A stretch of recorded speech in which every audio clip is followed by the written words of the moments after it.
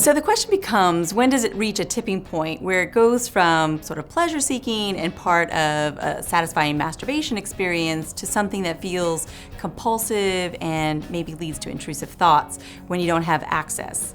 I think part of why porn is so potentially addicting is because there is virtually nothing that you can't get on the internet these days.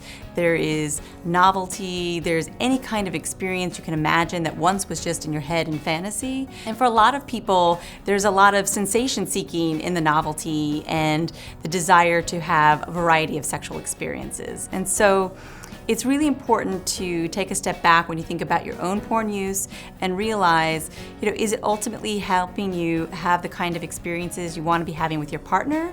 Or is it helping you ultimately to feel more comfortable exploring sex and sexuality on your own? I think a tipping point certainly becomes when you find it difficult to get aroused with a partner.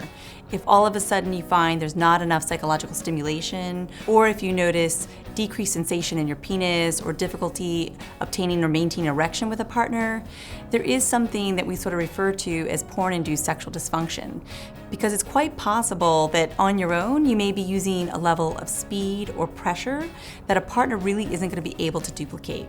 And so it's one thing that it's a psychological aspect of your arousal, but it may also be because you're so into that imagery and that story, you haven't even noticed how it's changing your level of physical stimulation and pressure.